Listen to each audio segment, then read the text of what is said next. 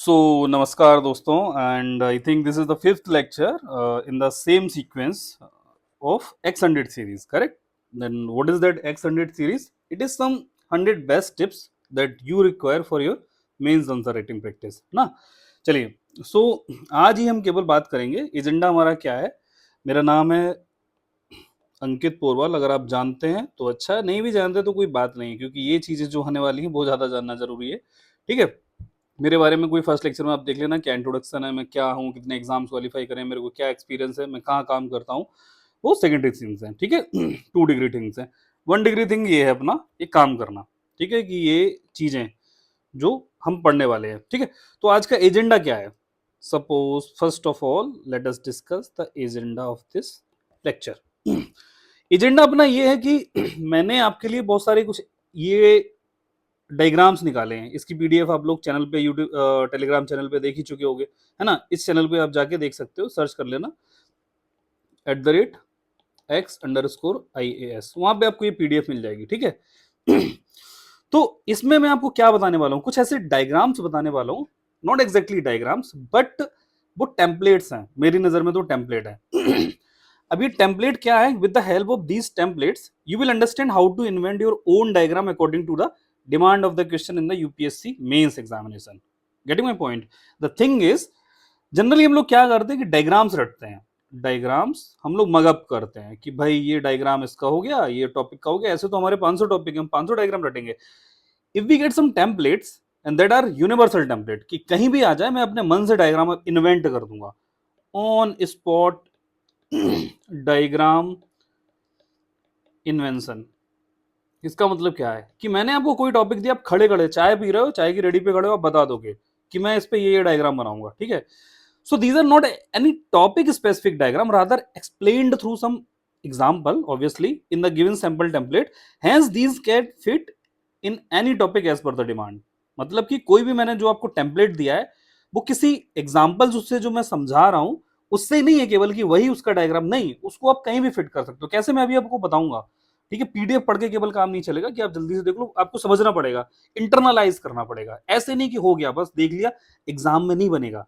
ठीक है, watch YouTube lecture जो आप देख रहे हो, आईएएस यूट्यूब चैनल पर देख रहे हो, जिससे कि आप समझ में आ जाए कि क्या ये इसका हम कैसे सीखें। ठीक है, ये वाली सीरीज यही है, इसमें आप बाकी के और आंसर राइटिंग के जो टिप्स है सीख सकते हो।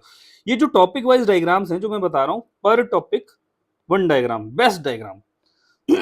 डायग्राम तो कुछ भी हो सकता है, डायग्राम तो ये भी है, स्पाइडर डायग्राम बना दिया किसी की feature, no this is not diagram. एक जो बेस्ट डायग्राम हो सकता है, मिनिमम टाइम में बन जाए, पर टॉपिक पे आपको एक रेडी रहना चाहिए। ठीक है, तो we will provide it later after compiling all the best diagram जो हमारे पास हैं, हमारे सारे दोस्तों के पास हैं। तो हमने जो कंपाइल कर रखा है वो सब हम आपको प्रोवाइड करेंगे। ठीक है, जस्ट अ मिनट।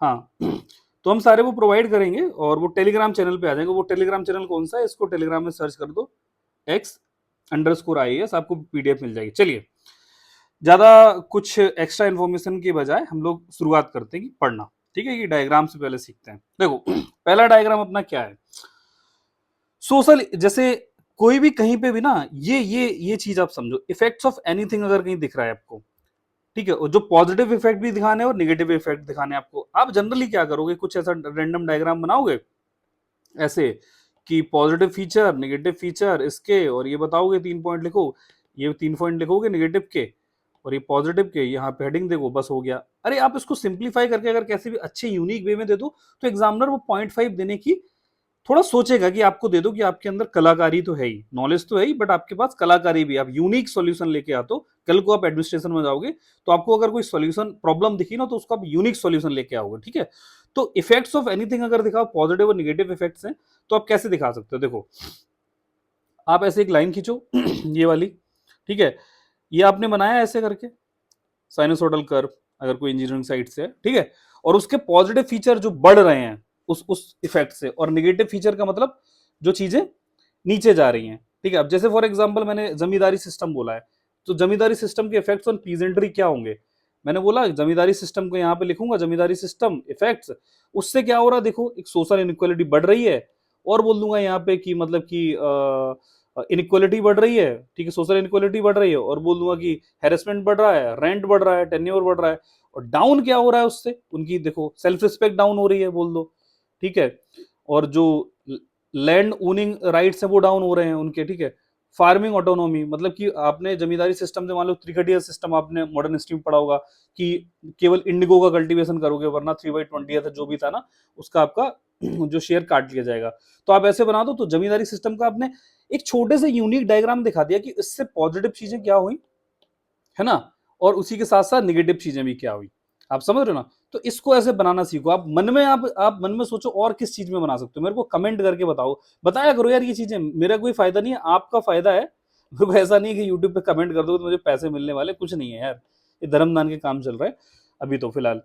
तो कमेंट करो, तो मेरे को बताओ इसका कि कोई और एग्जाम्पल ऐसा कि जिसमें आप इफेक्ट जब आपको मन में सोच रहे हो पॉजिटिव निगेटिव, तो आप उसको बता सको, इस वे में बता सको, ठीक है, कमेंट करके बताना, ठीक है।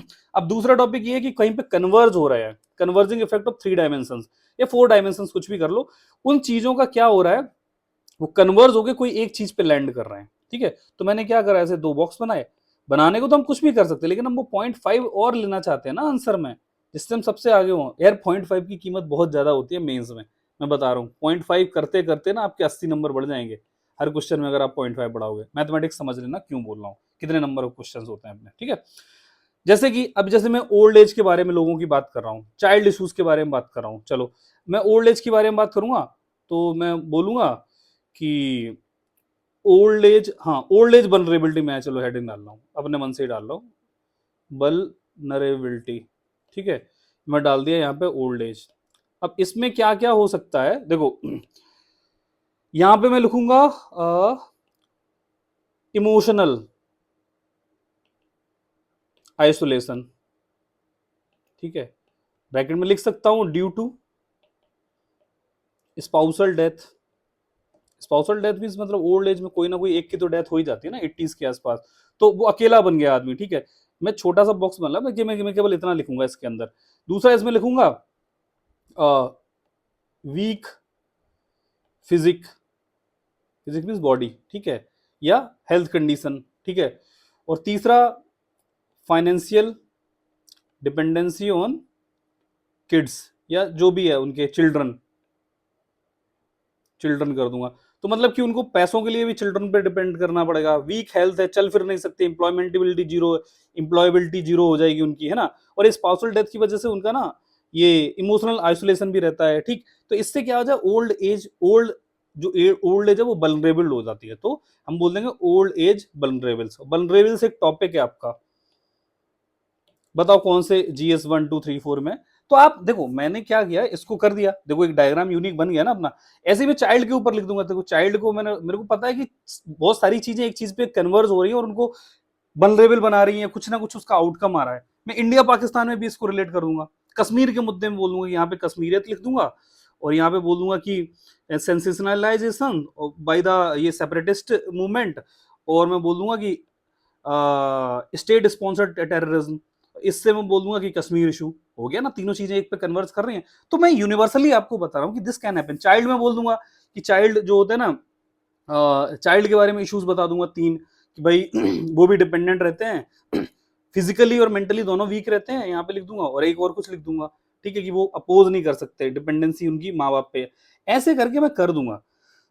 तो कन्वर्स हो कोई चीजें हो रही तो आप ऐसे करके दिखा दो ना, सिंपली तो आप ऐसे भी ऐसे ऐसे करके दिखा सकते हो, ऐसे करके, लेकिन एक तरीका है बता रहा हूँ। देखो बैलेंस पॉइंट और इम्बैलेंस पॉइंट की बात करते हैं। जैसे कहीं पे आपको ना कोई बैलेंसिंग चीज दिखानी है कि जो इम्बैलेंस हो रही है और आपको कंपेयर करना है। जैसे मान लो मैं एथिक्स पे आ गया, एथिक्स GS 4,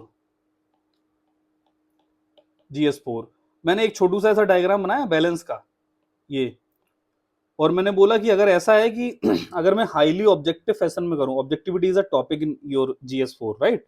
तो अगर मैं हाईली ऑब्जेक्टिव फैशन में काम कर रहा है कोई ऑफिसर, तो उसका क्या होगा कि अप्रोच है ना वो इम्बैलेंस्ड होगी। कैसे कि जैसे मैंने ये दिखाया कि हाईली ऑब्जेक्टिव है तो ऑब्जेक्टिव साइड ज्यादा झुक गया है ना, तो यहाँ पे लो लेवल ऑफ अगर कंपैशन, एम्पैथी और EI सारी चीजें मिलके एक तरफ हैं, वो अभी भी हल्की हैं, ठीक है, और ऑब्जेक्टिव ज्यादा है तो वो भारी हो रहा है, तो मतलब कि this is not a good approach. तो आप ना अच्छे डिसीजन नहीं ले पाओगे। अगर ये सारी चीजें को ऑब्जेक्टिविटी के साथ बैलेंस करके रखो। सरकार ने जो बोला है, तो भाई जैसे कि आपने बोला कि भाई मेरे को एक डैम बनाना है, सरकार ने दिया। अब जितनी भी झोपड़ी उपड़ी आपने सब में एकदम आग लगा दी और उनको हटा दिया कि हटाओ चलो बुलडोजर चला दिया क्योंकि यहाँ पे डैम बनेगा। ऐसे नहीं यार, थोड़ा आप कंपैशन और एम्पैथी रखो, ले जाके बोलो कि भाई प्लीज आप हट जाओ, हम आपको 30 दिन का टाइम दे रहे हैं और फिर हम आपका ये फिर हमें डैम निकालना है, आपको हम रिहेबिलिटेशन के लिए एक जगह दे रहे हैं, वहां पे जाओ। आपने थोड़ा कंपैशन दिखाया उनके लिए, ड्राइव चलाई कि उनको भाई थोड़ा सा हम सहानुभूति रखें। Get my point? तो this is the balanced approach. तो this is the balanced approach. आप ऐसे दोनों फोटो बना सकते हो एग्जाम में, है ना, कि दिस इज छोटा छोटा लिखना है, भर भर के नहीं लिखना कि आप इसमें ना रंगोली बना दो, यहाँ से फूल पत्ती निकाल दो, ऐसे गुलाब निकाल दो, ऐसे ऐसे कुछ नहीं करना कि भाई सजावट कर रहे हो आप, इसको कलर दे रहे हो ऐसे ऐसे करके, ईंट बना रहे हो यहाँ पे, ऐसे कुछ नहीं करना है। ठीक है, तो आप सिंपल रखो, बस ऐसे 4 लाइन खींचो, बस हो गया आपका डायग्राम। ठीक है, तो बैलेंस्ड इम्बैलेंस्ड अप्रोच 3 डायमेंशंस के लिए अगर आपको बताना तो ऐसे बता दो, मेरे को बताने की कोई जरूरत नहीं है, कुछ भी आप लिख दो, किसी की 3 डायमेंशंस पता है, नॉर्मली मर्सिडीज डायग्राम में कुछ भी कर लो, ये गूगल क्रोम जैसा दिख रहा है ना। 4 डायमेंशंस में दिखाना है, आप देखो, चलो जैसे मैं ये बता रहा हूँ, ये मान लो ये है कि मैंने बोला कि एलडब्ल्यूई के इश्यूज क्या हैं। एलडब्ल्यूई का मतलब लेफ्ट विंग एक्सट्रीमिज्म। तो मैंने बोला यहाँ पे लिखा जल, जंगल और जमीन।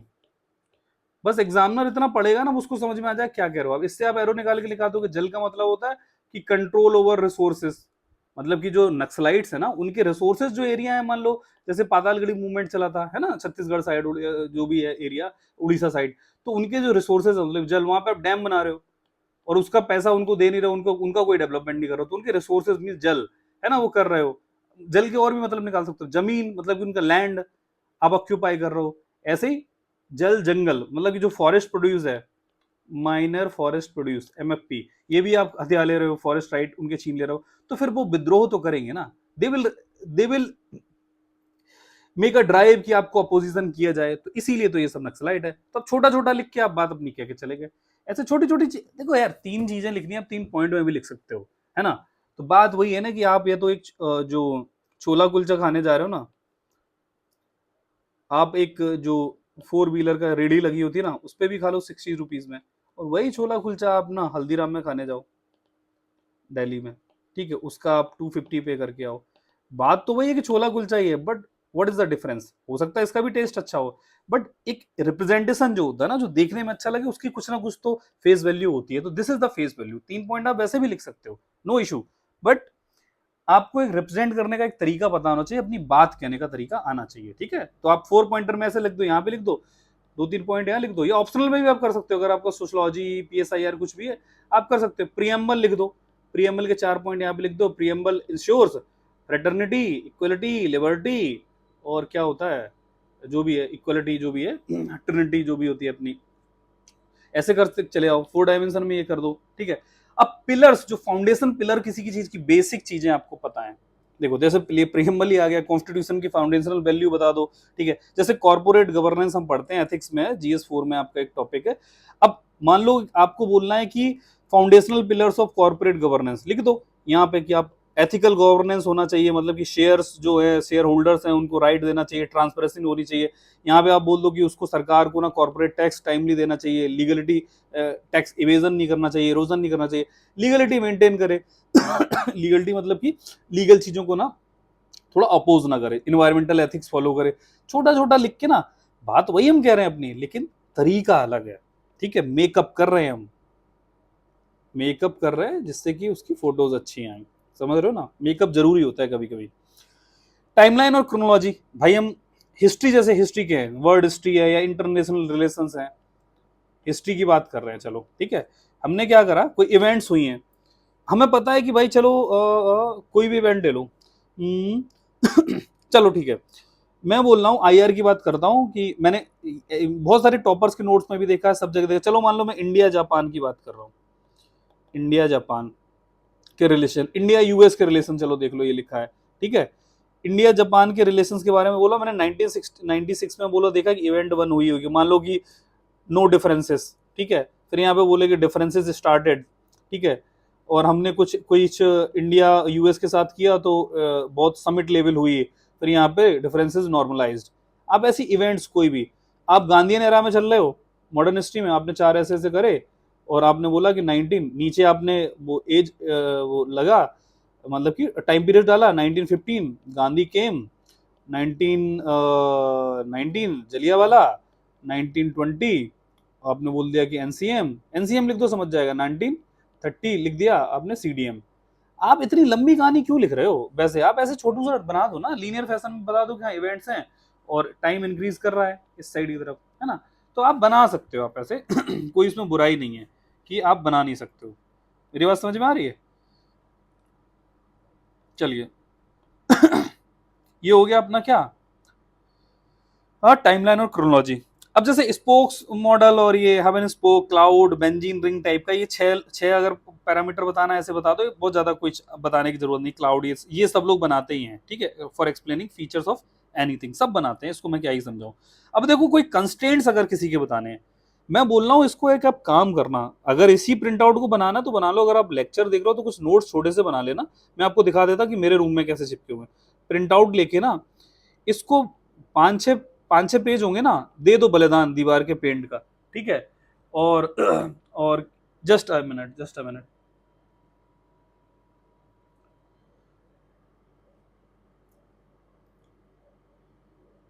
हाँ कंटिन्यू करते हैं।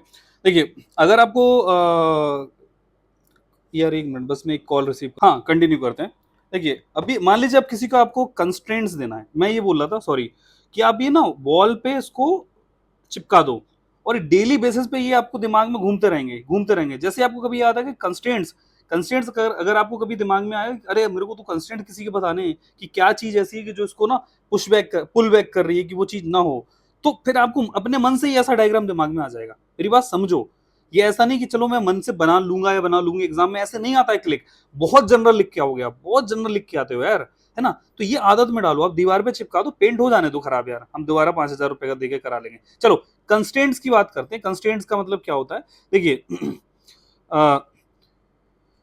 कोई चीज किसी को खींच रही है, जैसे इंडिया का ग्रोथ इंजन है, ठीक है, ये इंडिया का ग्रोथ इंजन है, और हमने क्या करा, ऐसे एक बॉक्स बनाया, और इंडिया की ग्रोथ आगे की तरफ बढ़ना चाह रही है, उसको ये पीछे खींच रहे हैं, मान लो कि सड़क से फ्रिक्शन दे रहे हैं, है ना, कि वो इंजन टाइप का चल रहा है, और मतलब क्राइम है इंडिया में बहुत, पुअर्टी है, पॉपुलेशन अनएम्प्लॉयमेंट बहुत है, ठीक है। तो ये सब क्या है, ऐसे आप बना सकते हो, आप इसको कहीं भी फिट कर सकते हो, can fit in in any example, ठीक है। जैसे वीमेन का आप बता सकते हो, वीमेन ऐसे लिखो, वीमेन का यहाँ पे सोशल इंपावरमेंट लिख सकते हो इस जगह, है ना। और उसको जो पीछे कौन खींच रहा है, कि मान लो कि कंस्टेंट लिखना है, तो वीमेन का क्या है, बोल दो अच्छे अच्छे words, glass ceiling, patriarchal attitude in Indian society, and मान लो इनइक्वालिटी, ठीक है, और parental discrimination, less job opportunity, ठीक, और पॉलिटिकल पार्टिसिपेशन कम है, 15% ही लोकसभा में, है ना, तो 14% जो भी है आजकल। और फिर अब ये ऐसे आप दिखा सकते हो, जो पुलिंग बैक, जो फैक्टर पुलिंग बैक है ना किसी भी चीज के, ठीक। अब देखो बेल कर्व नेचर का किसी भी चीज का क्या है, जो इन्वर्टेड यू टाइप का जो चल रहा होता है, मतलब कि कोई चीज पहले ना, अब ये कब लगाना है, कि फॉर शोइंग ट्रेंड ऑफ किसी भी चीज का जो इंक्रीजिंग नेचर में पहले आई हो, फिर उसका पीक स्टेबल हुआ हो, फिर डिक्रीजिंग नेचर में आया हो। कैसे? जैसे देखो यहां से शुरू हुआ, आप यहाँ पे टाइमलाइन डाल सकते हो, फिर यहाँ पे डाल दो, फिर यहाँ पे डाल दो। अब मैंने किसी टॉपर के नोट्स में देखा है ये, ठीक है, बहुत सारे टॉपर्स ने इसको यूज करते हैं, उनके नोट्स में भी आपको मिल जाएगा, ठीक है। तो जैसे आप ना नक्सलिज्म इन इंडिया, ये मैंने कहीं किसी किसी टॉपर के नोट्स में देखा है, जो मैंने अपने में ड्रॉ करा था अपने नोट्स में, तो इसीलिए बता रहा हूँ। जैसे क्या है, मान लो आप यहाँ पे बोल दो 1980s, 1980s में बड़ा नक्सलिज्म, फिर पीक आया मान लो 2000 के आसपास, है ना, फिर ये मान लो 2024 चल रहा है, तो यहाँ पे डाउन हो गया। तो ठीक है, तो आप ऐसे दिखा सकते हो well curve of insurgency in India, है ना, आप दिखा दो, बढ़िया लगेगा ऐसे। वेल मीन्स घंटी जैसा लग रहा है ना ये, है ना, तो पहले बड़ा फिर निगेटिव। चलिए साइक्लिक ट्रेंड का मतलब क्या है? साइक्लिक ट्रेंड का मतलब होता है विशेष साइकिल दिखाओ, वर्चुअस साइकिल। विशेष साइकिल जनरली सबने सुनी होती है, वर्चुअस साइकिल जनरली लोग नहीं बनाते हैं, सब विशेष साइकिल और पुअरिटी ये सब बनाते रहते हैं, है ना। तो आप वर्चुअस साइकिल भी बनाना सीखो, क्योंकि अच्छा होता है यार, कि पॉजिटिव विशेष साइकिल होती है निगेटिव, मतलब कि निगेटिव इंपैक्ट दिखा रहा हो कुछ, वर्चुअस साइकिल होती है कि पॉजिटिव हुई हो, कि भाई वर्च्यू ऑफ दिस, कि चीजें बढ़ती जा रही है ना, वर्च्यू, वर्च्यू एक पॉजिटिव वर्ड है।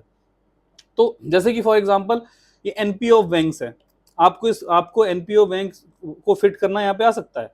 मान लो मैंने क्या बोला कि इंक्रीज्ड एनपीए, तो उनके पास जो फिजिकल स्पेस है बैंक्स के पास वो कम हो जाएगा, है ना, कि वो क्रेडिट नहीं दे पाएंगे, तो लो फिजिकल स्पेस, मैंने छोटा बड़ा डिब्बा आप बना सकते हो, लिख के फिर बाद में ऊपर डिब्बा बनाना, मैं तो ऐसे बनाता था, ठीक है। लेस क्रेडिट कर दो, ठीक है, लेस इन्वेस्टमेंट हो जाएगा, लो जॉब्स, ठीक है। लो जॉब्स का मतलब कि बैंक की भी तो जॉब्स जाएंगी, तो फिर उन पे मतलब कि लो जॉब जाएंगी तो फिर वो जो प्रॉफिट होगा ना कंपनी पे वो नहीं दे पाएगी, बैंक को वापस नहीं कर पाएगी लोन, फिर उससे फिर एनपीए बढ़ेगा। तो ये बढ़ रहा है ना, ये लूप बढ़ गई, इसी को तो विशेष साइकिल कहते हैं।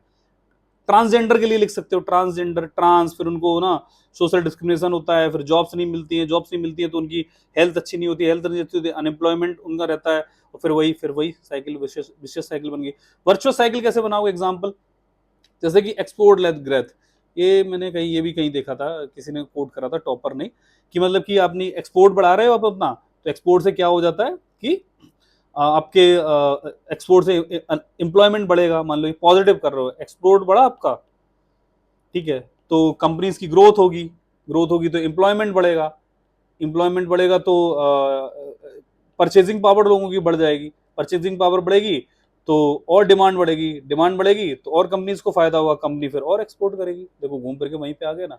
तो पॉजिटिव सेंस में बात कर रहा हूँ मैं, किसी में भी आप मेरे को रैंडम अभी टॉपिक कमेंट में लिख के दो, मैं उसकी भी बना दूंगा वर्चुअल साइकिल, क्योंकि आप उतना प्रैक्टिस कर चुके हो तो अभी दिमाग में, मैं खड़े खड़े मैं बोल दूं, अभी मैं इस आईपैड को चला रहा हूँ, आईपैड से मैं कोई ना कोई वर्चुअल विशेष साइकिल बना दूंगा। इसके मेरे को घाटे क्या है?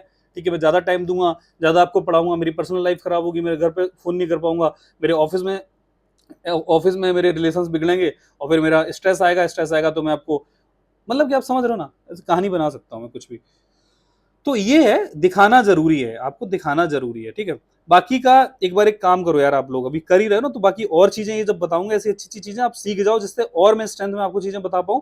तो जाके अभी के अभी ये देखो, ये लाल बटन दिख रही होगी यूट्यूब की, सब्सक्राइब की, दबा दो यार। मैंने भी बहुत यूट्यूब पे देखता था यार, क्यों मांगते हैं लोग सब्सक्रिप्शन, इससे एक मोटिवेशन मिलता है यार कि हाँ लोगों को चीजें अच्छी लग रही हैं, आप और अच्छी चीजें ला के लाओ, ठीक है। अभी कभी यार खटाक से इसको दबा दो, और टेलीग्राम पे तो चले ही जाना है, इसको सर्च करके दबा दो यार, 3 सेकंड लगेगा, है ना। चलिए आगे आते हैं 3A मॉडल। 3A मॉडल का मतलब क्या है कि अवेलेबिलिटी, अफोर्डेबिलिटी और एक्सेसिबिलिटी।